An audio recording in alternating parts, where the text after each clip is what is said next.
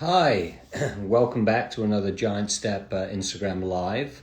Hope you have all had a good week. This week we have as a very special guest Daniel Agne. Daniel is the co-founder and president of Sound Investment Audio, and he's the US distributor for the Funktion-One sound systems. And we're going to talk about Daniel's experience within with sound, with New York sound systems and global sound systems, and the stuff that he's been doing. So I'm just waiting for Daniel to join. He should be joining any minute now. Hope everyone is well. It's pretty cold in New York at the moment. For those of you who haven't visited the Giant Step vault, I recommend you do that. giantstep.net/vault. And Daniel has joined, so we're going to bring him on.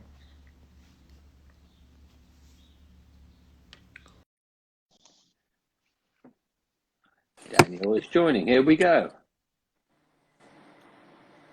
There we go. Can you Hello. see me? Hi, Daniel. How are you? Oh, you know what? I have to get my earbuds in. Get your earbuds, dude. Put them in. Okay, I'm sorry. Put in your buds, dude. Come on now. There we go. He will be back. In the meantime, there we go. Oh, sorry about that, Morris. That's okay. Well, as a sound man, you should know that sound is the most important thing. So, yeah, Daniel, I messed that up. Yeah. So, I want to welcome Daniel Agne to today's show. Daniel is the co-founder and president of Sound Investment and is also the US distributor of the Funktion-One sound systems, and has been responsible for some of the greatest sound systems of all time. And two notable ones, I'd say, are Cielo and Output. But we're gonna get into that in a little bit. But first of all, welcome, Daniel. Thank you for joining me and agreeing to do this. Thank you, Morris. Oh, my pleasure. And we had the pleasure of actually spending time together last week in Los Angeles, in Venice, and we hadn't seen each other for well over a year, so it was great seeing you in person. He's much more handsome in person, by the way. Face for radio over here. Right, no, I've got the face for radio. That's my line. So, Daniel, I think the first question I always ask my guests is how they got started, because you obviously you're well known for your current career, but how did a kid from Detroit get into installing some of the greatest sound systems in the world? How did it all start? Well, you have to go back to I was playing guitar and I was singing, and I had aspirations to do music and live that life. And so I came around on this planet where around like 10, 12, 14, I was when the digital age came, and with that came a great deal of degradation in sound, actually, but an availability to save settings and to be able to do some manipulation with sound that wasn't available prior to that. And so I had a guitar, and I would literally tinker around for hours, 4 or 5 hours a day, on just trying to emulate the different guitarists that I was following, whether it be Alan or Jimi Hendrix, or at the time I was like a Black Sabbath baby. I wasn't into dance music at the time, which was happening in Detroit. Oh, absolutely. And so you grew up in Detroit. Were you in the city? Were you in the suburb? Where were you growing up? Yeah, it's funny. Anyone that's in the suburbs says I'm from Detroit. I was not in the city. I was in a suburb outside of Detroit, 15 minutes outside, 20 minutes. But we prefer from Detroit. Right. So I would spend a lot of time with the processor and with manipulation devices, whether it be delay devices, equalizers, flangers, distortion, whatever. And as it turns out, if you put them in different orders, they affect each other in different ways. Obviously, you can one. So I spent so much time training my ear to just through ear manipulate tools to try and achieve an outcome. And that's where I got started. Growing up, did you always feel you had a sensitive ear to sound? So when you were listening to stuff on the radio as a kid, were you noticing certain things, or is this something that came to you when you were trying to create the sounds of your guitar heroes with the limited equipment that you had to play with? To be honest, I didn't know anything about any sort of a gift or anything like that when I was a kid. I was just a kid, and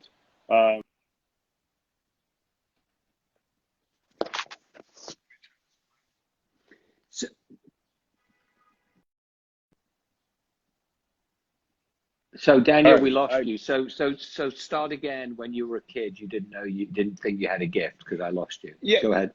Yeah, of course. It wasn't something that was apparent to me. What was apparent to me, that I was attracted to audio and things of that nature. And I think by way of spending so much time, whether I had a gift or not, I then had an availability to understand sound from ears and bones and body structure, and just a feeling. And that today was, I would say, my strongest attribute in being able to do a lot of what we've accomplished in the business. Because while we use the digital and electronic devices, I tune by ear, and I use them as a tool, not a crutch. And so I'm most oftentimes just tuning by ear. So you were you were a kid. You were playing with your guitar sounds. Were you playing in bands, or were you just in your bedroom playing? No, we had our fair share of bands and whatnot in high school, and then college was more just getting through college and playing. And then afterwards, I moved to Chicago intentionally to work with a particular group of artists and bands that were on at the time. And so who were some of those bands that you were working with in Chicago? Well, I was heavily into industrial music. And so I intentfully went directly to a new recording studio that was sort of disciples of the Wax Tracks, and I think it was TMT musical, but it was Ministry and Nine Inch Nails type thing, KMFDM, and it was industrial. Skinny Puppy, things of that nature were that was the direction I was heading in. Right, and so, you were playing in those types of bands as well. I was in the recording studio working with them. I was playing guitar, singing, and at that point, that's where I wanted to head in life. So did you is that where you trained in a recording studio, or you just walked in there one day and said, I want to do this? And so I mean, my degree in college at Michigan State University was telecommunication and sound engineering. Oh, okay. But so you know, you learn the ins and outs of it with an education, but you learn really what's going on when you're rolling up your sleeves and getting dirty with the real situation. So I was an intern when I got there. I mean, I got there the first day, and I had a ton of equipment, so they're like, absolutely. And but the first day we were with KMFDM, and Sasha comes in. He's like, Mike, it's Sean, Don, when I was mopping the floors in the bathroom. Right, which is, yeah, So, I mean, you know, I started from the bottom. you've started from the, yeah, which is the way. So how long were you working in the recording studios for? I'd say about 3 years, and you know, about 3 years, and you know, at the same time, I had to feed myself, so I was a waiter and a bartender and everything else you do. Right, and so you were waiting and bartendering to make extra money because obviously the studio wasn't compensating for that. How Yeah. did you start doing sound for clubs then? Tell us that story. You know, I was I really wasn't involved with larger sound systems of that. I knew the devices and whatnot.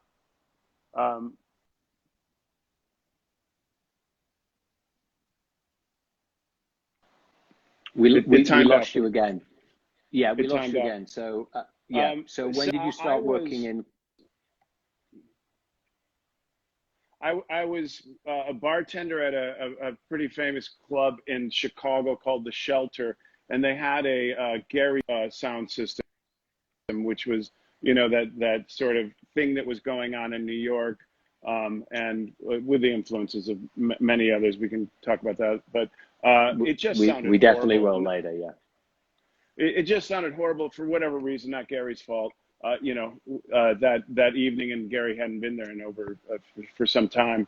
And I was bartending, and I just said to my barmaid, I was like, "You got to cover my well because I cannot stand this. I do have an intolerance to bad sound, so there's that."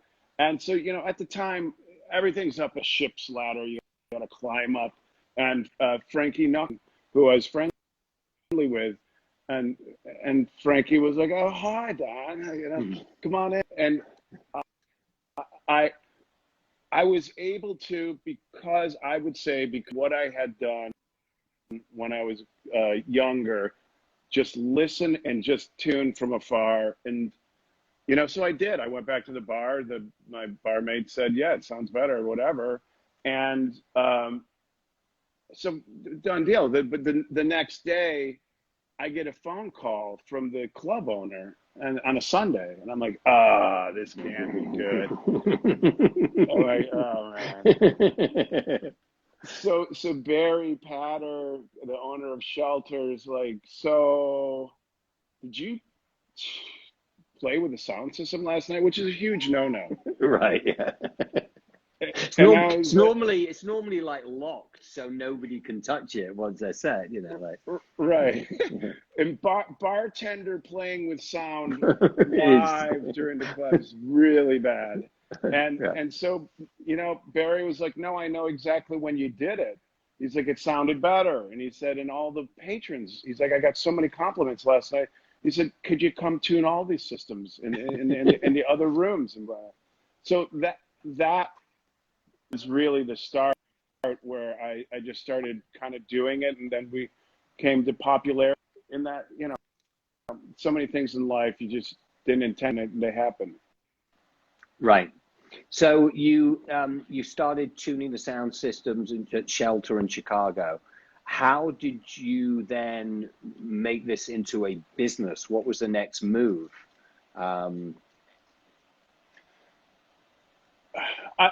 I would say there were a couple of key elements, and some of them were meeting the partners that I met. One of them being Todd Konechny, who's really a brilliant partner that knows technology, and he has an electrical engineering degree, and he was working I finally stole him away when he was working on his master's in nanotechnology. You know, very, very brilliant guy. And this is And your then partner in one sound of my partners investment? was a, This is your partner in yeah, sound investment? to this day. Wow. Yeah. And the other one was a guy that worked, or, you know, you always used to go get your stuff at a music store, whether it be the DJ mixers, the needles, the whatever. And my partner, Dean McNaughton, worked in Midwest Stereo in Chicago, which is like, what?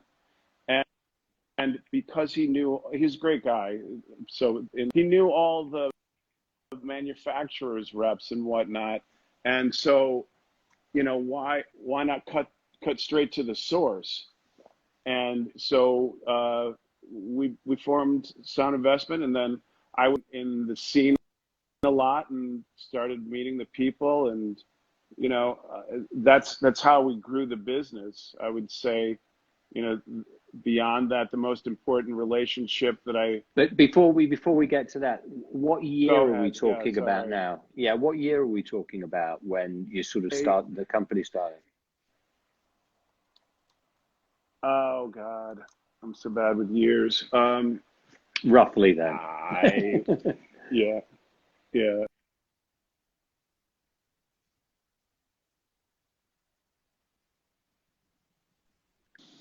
Okay, you Morris, paused I again. So what year? apologize to you.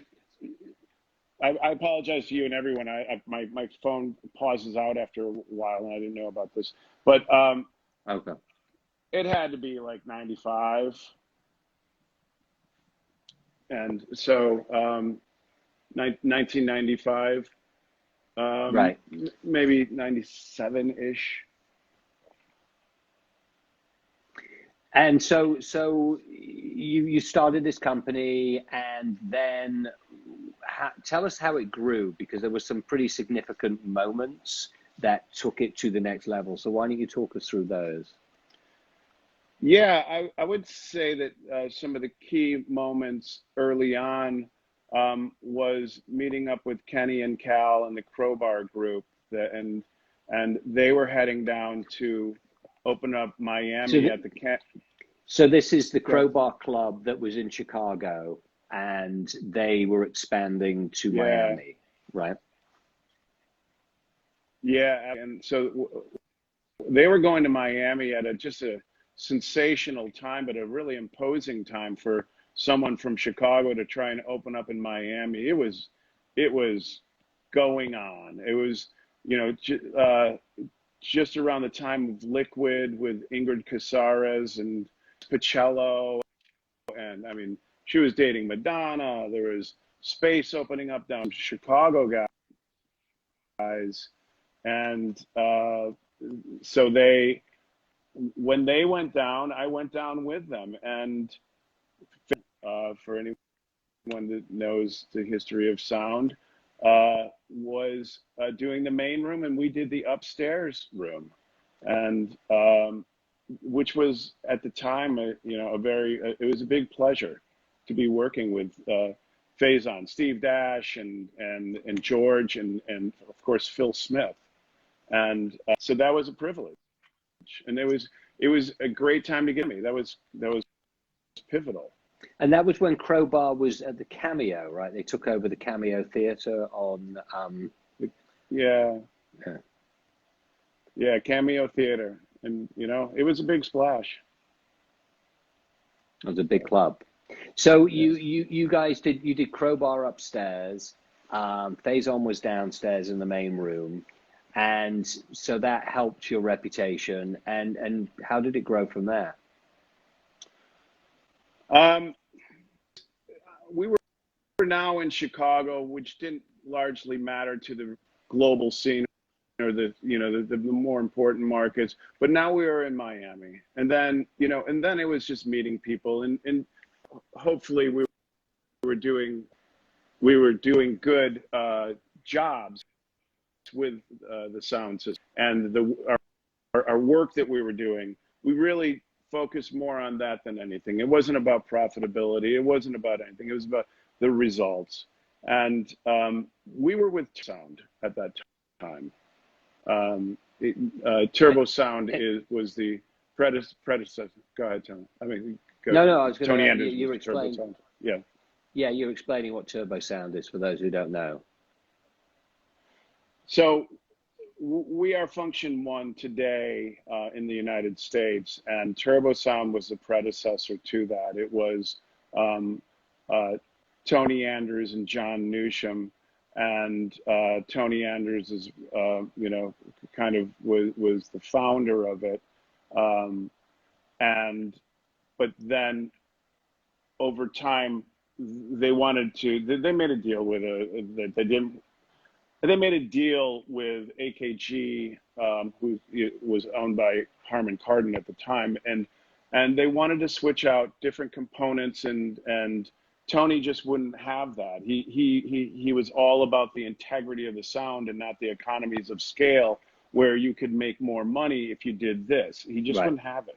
He's a very passionate man to his purest qualities of sound, and so we did a club downtown with Turbo Sound, and I met a guy there that said that Tony had left, and so we sought out Funktion-One, and we met them, and that's where Turbo Sound really. So when Tony left Turbo Sound in the UK, he created Funktion-One because he wasn't happy with the way his partner Harman Kardon were kind of put in less quality, which was affecting the sound, and he created Funktion-One as a new brand, the way he wanted his stuff to sound. And you then made a connection with him, and basically brought Funktion-One to the States. Yeah, and I have to be careful about the Harman thing, because I know it was AKG, but I think they were owned. But it was whoever it was. Oh, yeah, there was a movement, to not want to allow for degradation of the final product, and he wanted to do things his own way, and so he patents and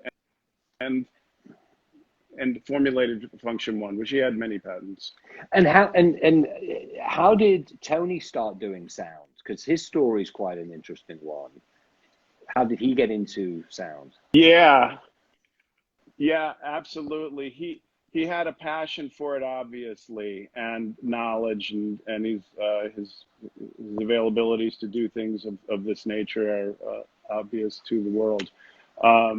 But he actually left school. He was in college and left because he wanted to pursue audio, and he just really started making speakers, and then he was into funk and soul at the time, and so the bass funk and soul is incredibly important, and especially with funk, and was focusing on bass enclosures predominantly, and how to get them to respond as quick enough to hear that like a slap bass and to hear all that and to get the quickness and the immediacy of that sound. And so he had a run after, and he was making his own speakers, and that's how he got into it, and started, literally in England, in the Essex, Dorking, right? Yeah, Dorking. You would know. Sussex. You Sussex. would know more than me, man. Sussex. Just add an S at the beginning, and yeah.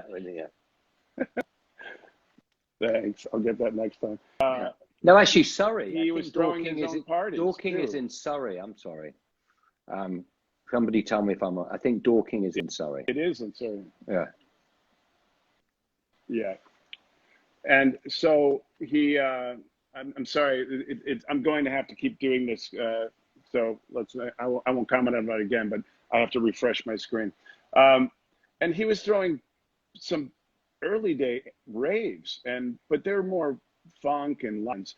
And so he was more into live bands, and when it came out, and during the heyday of Turbo Sound, they were working with Pink Floyd and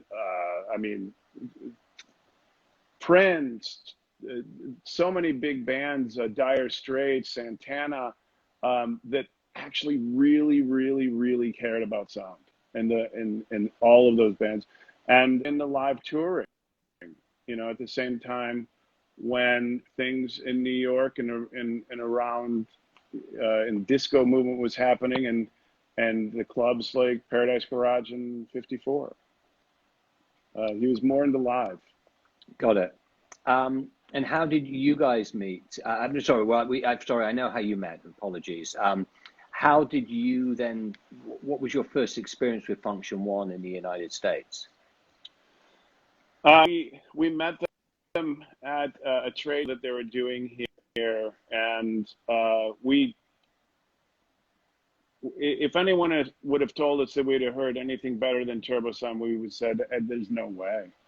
But because it was Tony and John, we were like, well, if they're doing a new thing, it has to, and it was.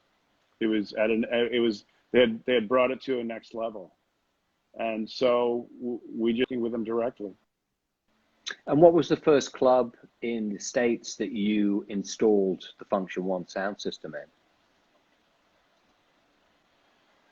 Well, the first one that I even care about, right now was Cielo.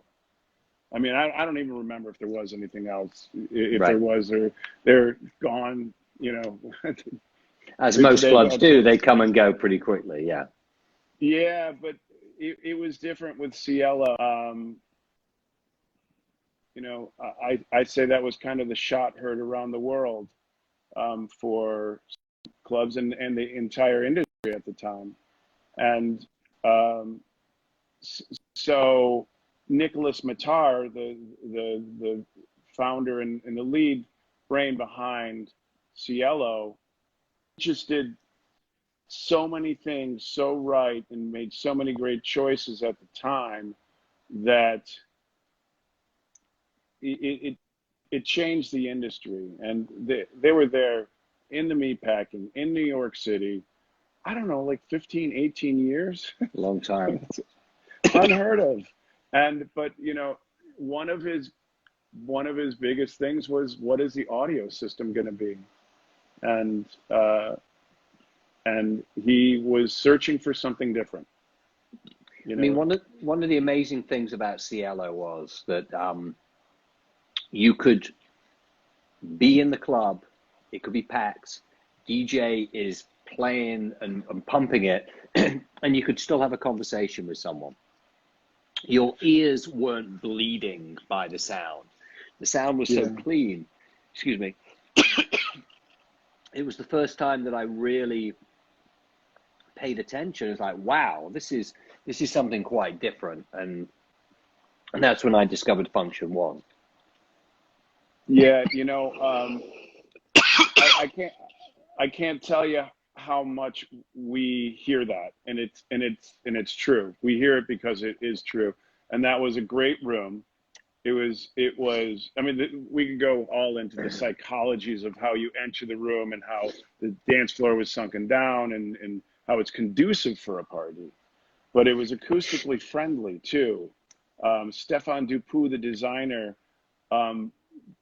put in these acoustical treatments that were really just tremendous for both the vibe and the acoustics. And acoustics so often are underlooked, and they absolutely shouldn't be. And so, Nicholas was looking for something different. Down in New York, it was, sort of post Twilo and that whole Richard Long and Gary Stewart, and it was, that was all still there, but Nicholas was looking for something different, something new. He wanted everything about what he was doing to be different, and he did an amazing job. Yeah. And then, obviously, you did Output as well. Yeah. And again, it was like, having our own little lab where we can try. We're going in the progression of our technologies and approaches, and and improvements. And because of the relationship, it was always about constantly advancing and being one step ahead of what we could be, and whatever that would mean with our competitors, but always challenging ourselves. And how long did it take you to tune a room? I mean, I know it depends on the size of the room, but on average, when you're going into a new venue, talk about the process of putting in the sound system, because you don't just go, all right, I'm going to put the bass here, the subs there. It's like it's a design, right? It's a whole. It's a huge process. It's a whole competition with so many things as well, and the best ones start with a narrative that pretty much is that sound is incredibly important, and it has to be, right? Because if you're fighting a designer that doesn't, and we work with so many designers that we're fortunate to work with designers that actually do, whether whoever they are. We work with like iCrave and Josh Held and stuff. They understand going in where you're going to need to save space for audio, and not to leave out other designers, but I can't. Sure. But so if it's a flexible interaction, it goes a long way. Like, no, of course, it can't just be all bank subwoofers, or we have to. So it's a big process, and it has to be not only a friendly process, but also a process that we understand how the different speakers elements in the room are going to interact with each other. The most important being, beyond designing a speaker, is how the bass interacts with stuff. It gets very territorial. So you'll have peaks and valleys everywhere, subwoofers everywhere. You want to organize it so that your longer in wavelength frequencies don't have too many other challenges in the room. And if you can get that right, and let's take output. We had one mammoth subwoofer that was handling everything from 60 cycles and below, but that carries the entire building in the room if it's powerful enough. So then you can get away with not having to put multiples that are, hey, it sounds good here, but it doesn't sound good over here, because the lower in frequency you go, the more you're going to find that. So so many things in acoustics and everything else, but a collaborative effort is the best way. Oh, absolutely, because the amount of times that I, would do a club and I'd walk in there and realize that the last thing they thought about was the sound, was just always a recipe for disaster. And it just wasn't as important to a lot of club owners, because it was like they want a bar as big as possible. They want to have as many places to put the patrons as possible. And then, we'll just kind of put the sound in somewhere and it'll be fine. And it just would make it a very unpleasant experience for the patrons who would come to dance. Yeah, and you also win parties there. Well, unfortunately, I had to, didn't always have the choice. So you had to work with what they had. But it was refreshing when clubs like Output came along, and, I managed to do some stuff at Twilo, and I did some stuff at Sound Factory Bar, but there were other places that will remain nameless that the sound was not good, Yeah. So it's a luxury. So talking about great sound, I wanted to get a little bit into the history of great club sound, and just sort of get your your thoughts on some of the sort of the predecessors to where we are today in 2021. So the Richard Long, Alex Rosner,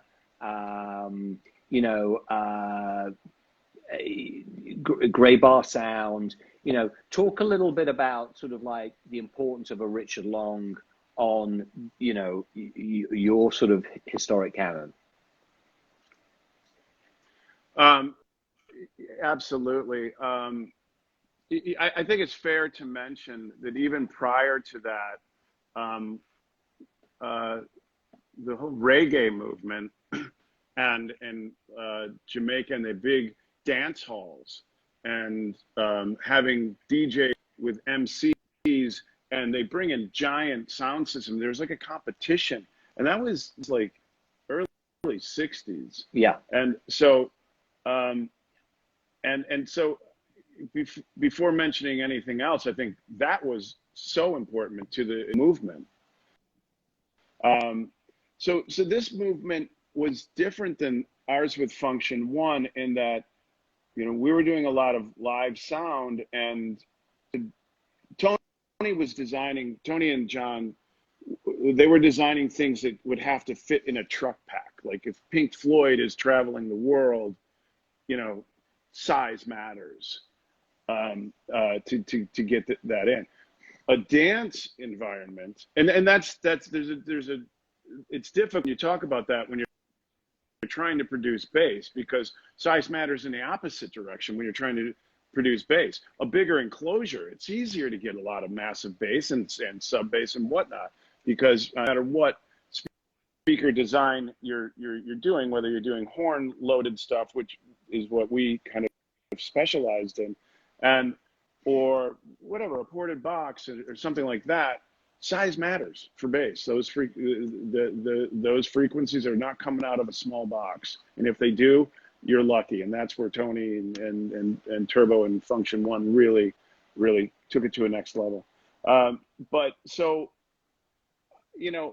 Alex Rosner was really a pioneer, and Richard Long worked for Alex Rosner. Alex Rosner was the earliest days of it, late 50s. I don't know, he was designing for like the big band too. But he has actually a very interesting story. I don't know if you know his background. That he, we say, music saved our life, but music actually did save his life as a kid, because he was in Auschwitz with his father. And when his father walked into Auschwitz, the German soldiers recognized him as a very famous violinist. And that's how his father and Alex's lives were saved, because his father would play for the commandant. Wow. Yeah, and then after the war, when the war finished, he then moved to the United States. So it's actually a story I just recently heard, but that's a very interesting, his life. That's amazing. So we might not have had you doing what you do if it wasn't for that sort of like fatal moment in Alex's life as a kid. That's such a great moment to understand and information. So yeah, he was doing great work. He came up with the Bozak mixer, which is the precursor to the Yuri and whatnot. Industry standards of that nature at the time. How do you mix one track into the next and all of that. And but Richard Long, who's probably the most famous, the time after Alex, worked for him, and Richard set out on his own, and a tremendous body of work, whether it be Paradise Garage with Larry Levan and whatnot, or Studio 54, but they were taking up really massive territory on the dance floor in order to get that, and big horns and stuff, and I thought you were going to say something, but yeah. What I was going to say is that people, people say, and I actually had the pleasure of being at the garage and hearing the sound. People say, I can't remember how it sounded, by the way. It was a long time ago. But people always say it was the best sound system ever, right? Why do you think that was? What was it that was so special? Just your thoughts. Listen, to support that argument, I would say that they really prioritized sound as, if not the one of the most important elements, and they were constantly tweaking it. They if they had to move subwoofers and do things, they would. It wasn't like, I can't believe you didn't get this right the first time. They were just doing it to make it better. So, that great, could be. I don't think by the advancement of technology today that's true, but at the moment, absolutely.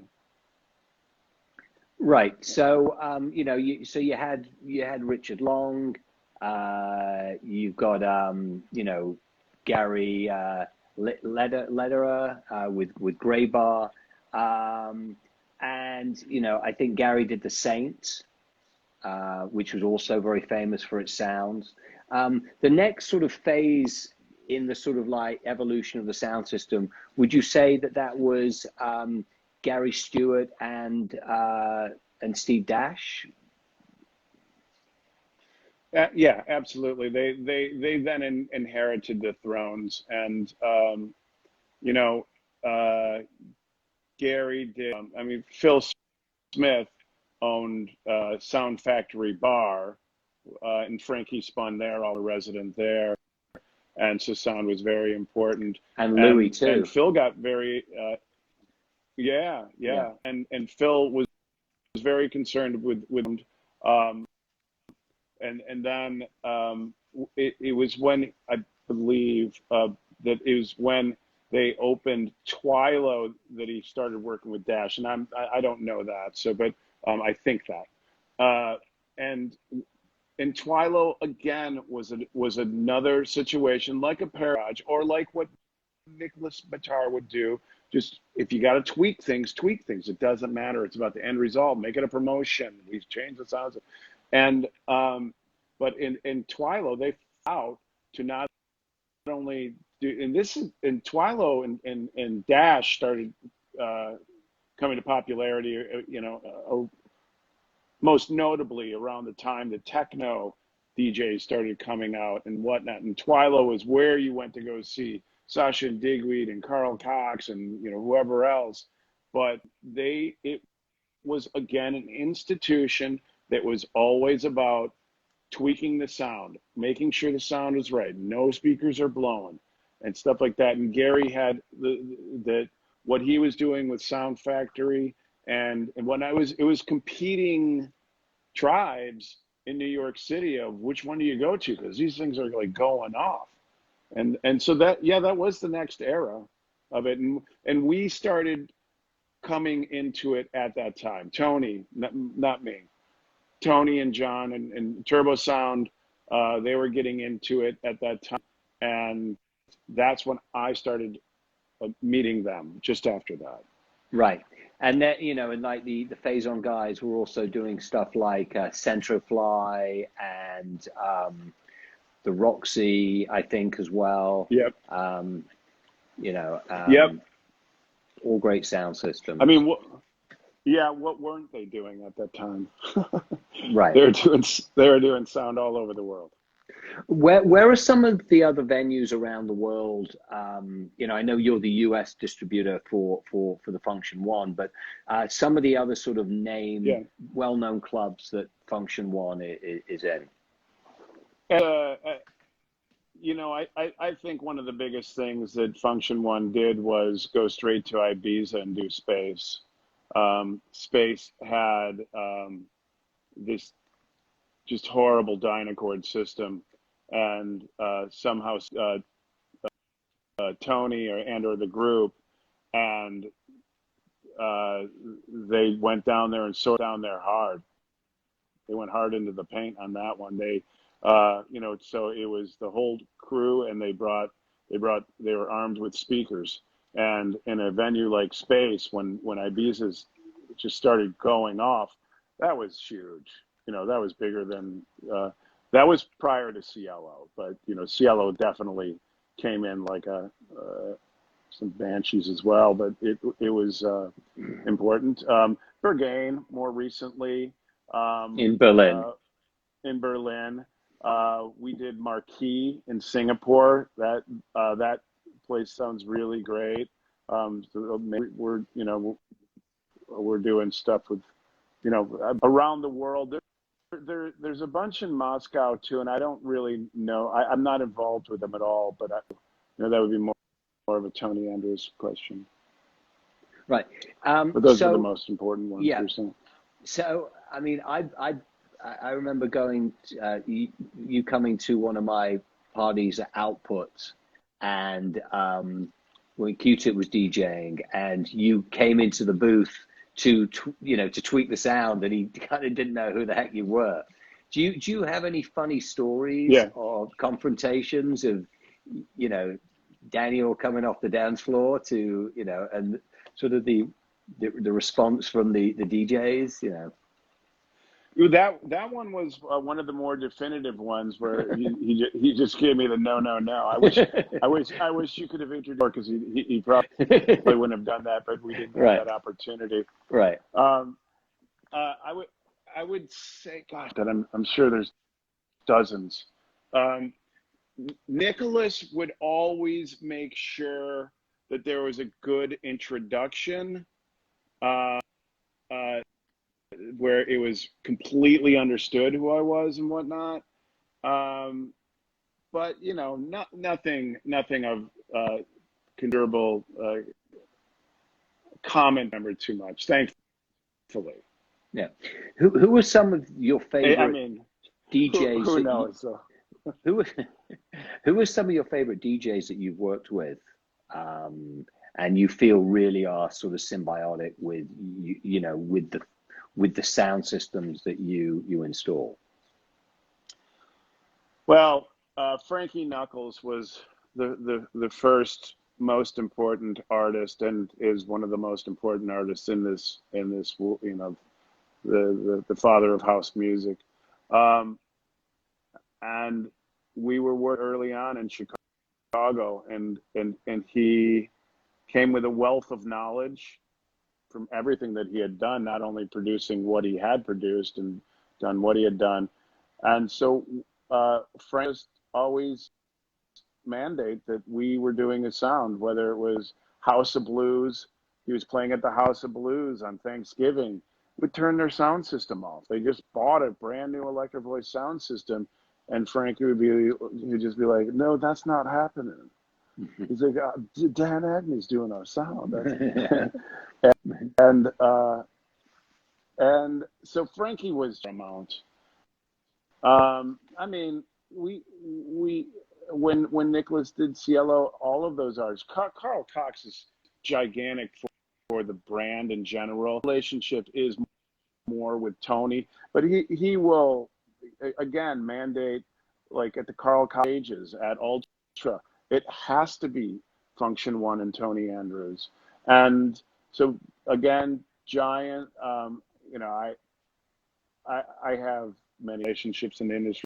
Louis Vega was great, always back in the day. The best ones are really the ones that are playing the best music, and their tracks are great. So it's like this amazing relationship. Yeah, I have to do the sound, you're doing what you do, and whatnot. Francois K was real good to us. He loved the sound system at Cielo. Yeah, and a difficult customer to please, I'll tell you that much. Oh, well, he's a perfectionist, and that's the only way it should be. I mean, when I did a lot of events at Cielo and then Output, and DJs used to love it. Giles Peterson loved it. Like Ben Watt loved it. Spinner, Rich Medina, Questlove. They absolutely loved the sound. But one very funny story for us was when we did Mr. Scruff, and he has he has his own way of doing sound, and we had to put cinder blocks on the turntable. I mean, it was, and like, he wanted it to redo the sound.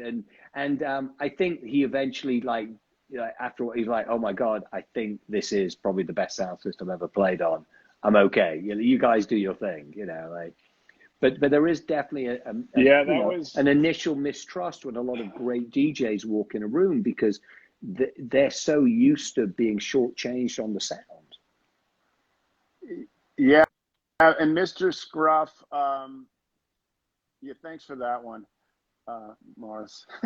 Mr. Scruff was very, very, very specific about what he wanted with the situation. So much so that that's the first time that you and I met. Mm-hmm. Nicholas Matar was like, Dan, you have to just do what he says. Don't be like that. And I was like, all right. So we tuned it together, Mr. Scruff and I. Yeah. Mm-hmm. But he loved the sound. He Yeah. absolutely loved it. Yeah, good.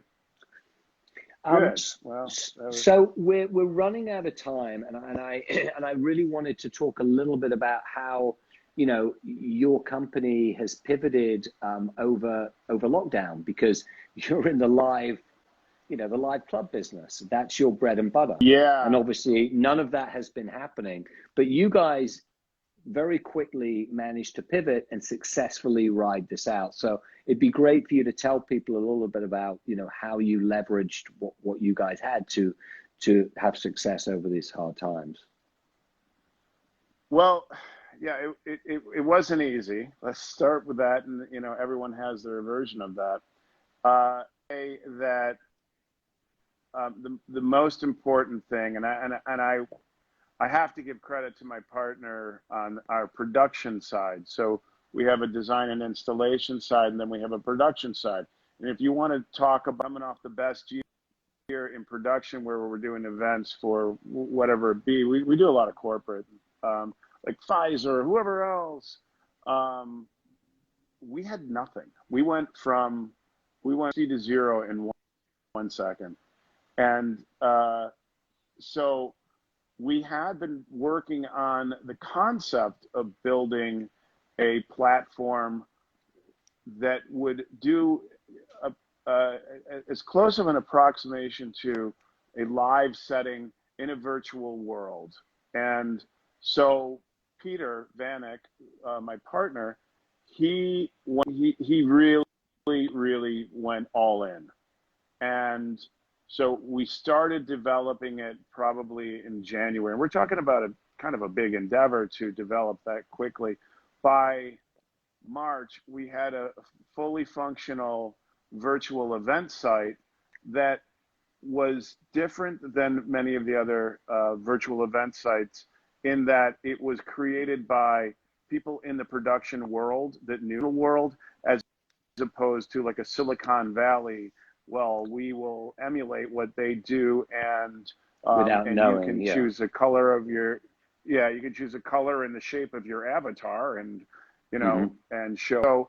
So, ours comes from a production background, and so we turned all of our production facilities into virtual event facilities, and it saved our company, to be honest. I mean, I don't know what would have happened. I'm sure we would have squeezed it out, but you know, he did a great job. So and all the people that work for us did a great job. So what are your feelings about sort of like, you know, when things open up? I mean, you starting to feel that things are getting open? Is the live? Yeah. Yeah. Yeah, Vegas is opening. I mean, people are getting vaccinated, and people are either had it or are getting vaccinated, or at least the numbers we need to be at. And it's the you know, Vegas is opening in May, June. We have a lot of huge jobs that just have been beautiful jobs, like at the Wynn. We did a venue called Delilah. Hasn't even opened its doors, but it's absolutely beautiful.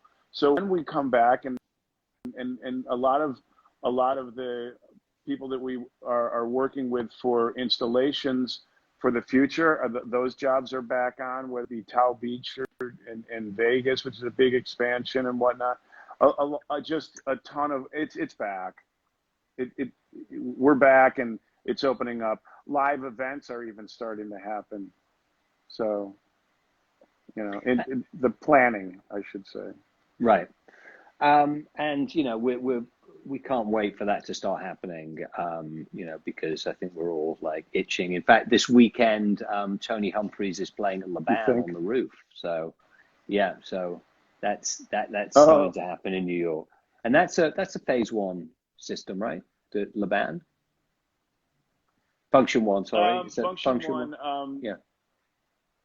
Yeah, you were about to say phase on, but it's Funktion-One. I meant nice I said combo. phase one. It's yeah. Phase one. It is. Yeah, the black room, the rooftop with the jacuzzi, that area. Yeah. That's Funktion-One. Yeah. That's a great room. Is Stefan back there? Stefan, I think, has a more of a sort of like bigger role now, like globally for the brand. But I'm sure he will be there when it opens. Well, it's opening. That he's going to be there this weekend. That's great. So, Dan, that's amazing we're running out of time. So, is there anything else you want to say that that we didn't cover? I mean, not really. You know, I think we hit a lot of points. Don't want to bore people too much with talking about audio and well, that's what this talk is about, by the way. So you're not boring people. Okay, good. You know, I just say thank you for appreciating our work and showing us the respect of having. Well, vice versa. Thank you for making my life and my ears better. Going to and being a part of nightlife, because I mean we only get our hearing once, so it was just a pleasure. The first time I walked into a Funktion-One room to hear that sound and like not feel like I'd been assaulted by somebody. Just very painful. And I think, people having to shout at each other at clubs, it just made it very uncomfortable. And this really changed the way we experience clubs.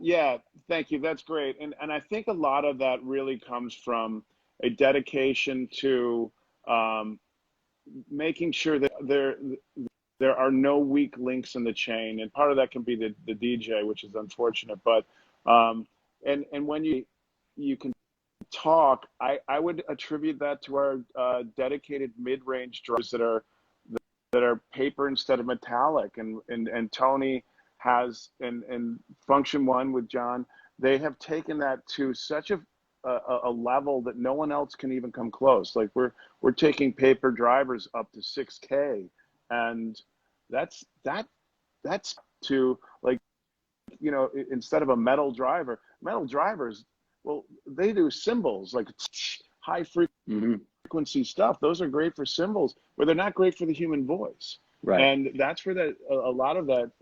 And so when you say you walked into Cielo or any of our installations that are done properly, that's what that is. And Tony, really the best in the world at that. So that's awesome. We've run out of time. Daniel, thank you so much. It was a pleasure talking to you. It was great seeing you last week, and I look forward to seeing you in a nightclub very, very soon, sharing a drink with you and having fun on the dance floor. Thank you, everyone, for joining. Have a great weekend. We will see you next week, and peace out. Thank you, everyone. Good night. Thanks, Morris. Thank you.